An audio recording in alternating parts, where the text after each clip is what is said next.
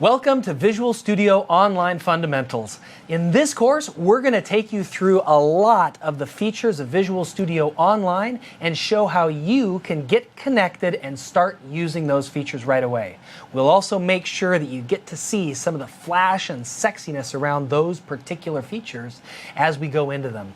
So to begin with, let's start with introductions. My name is Stephen Borg, and I'm the co-founder and strategist at Northwest Cadence. I've been an ALM MVP since 2005 when they launched the MVP program for this. It used to be team system back then. But my passion here is really to take what they have done with Team Foundation Server and have moved so much of that into Azure and into the cloud, and then added a ton of stuff on top of it. And that's what I'm very, very excited to get to talk about today. Again, I'm Stephen Borg.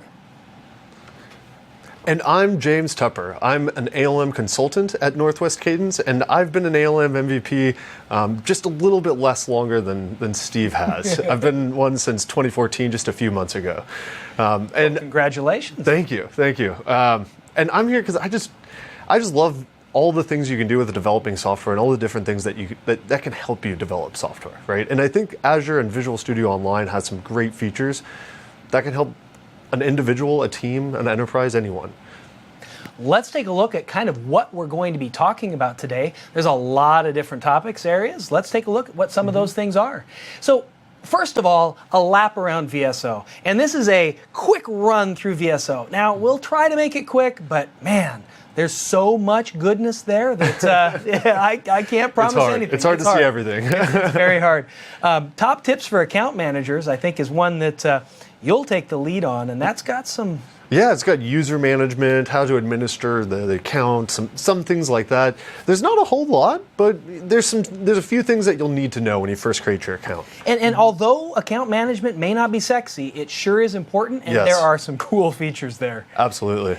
Organizing and tracking work with VSO, we're going to grab a special guest for that one to come in and talk about organize and tracking work with Visual Studio Online. And I'm not going to tell you who that is until we get to that spot. Managing source code with Git. So there's managing source code with Git. There's two different types of source code repositories you can use in in Visual Studio Online, Git and TFVC. We're going to start off with Git, and then we're going to move to Team Foundation version control and just kind of see what you can do with both of those as part of Visual Studio Online.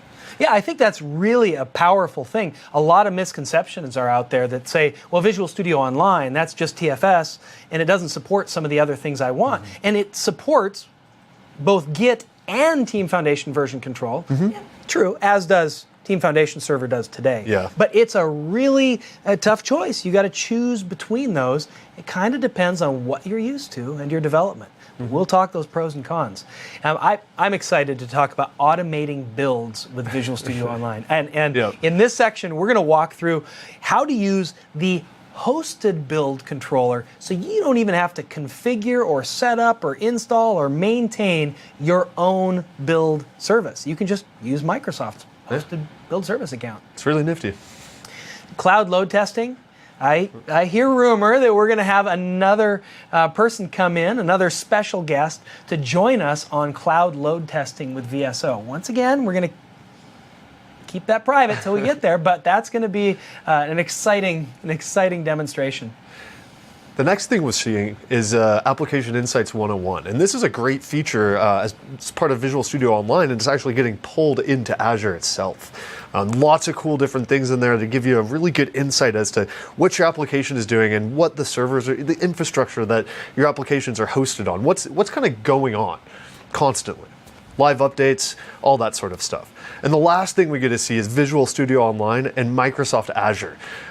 These are two really great things that just, once they're connected, there's a lot of benefits both ways, including MSDN benefits that you get in Azure, all the great services that Visual Studio Online has itself, and just kind of the tie back and forth.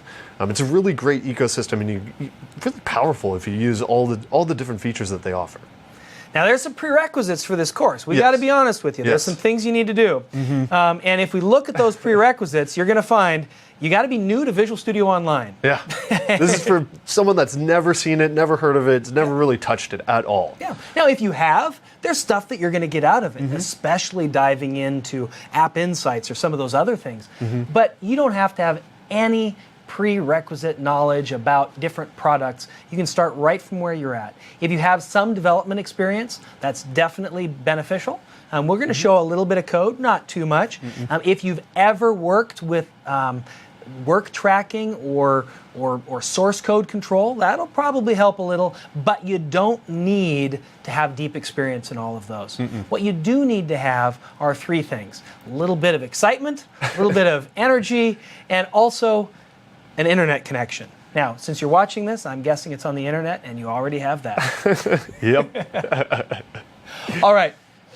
Lastly, before we move further, this is part of the Microsoft Virtual Academy. It's free online learning tailored to IT pros and developers. There's more than 1 million registered users. In fact, as I was walking up downstairs, there's now more than 1.8 million registered users. That's substantial number of users. Yeah. And it's online training that you can take to kind of build up your experience on Microsoft technologies, but also on non-Microsoft technologies, potentially.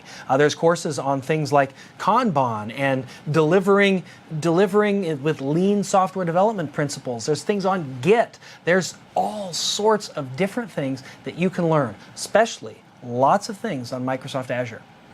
So, let's get started. My name's Stephen Borg. And I'm James Tupper. And we're going to run through Visual Studio Online. Buckle your seatbelts, and we're off.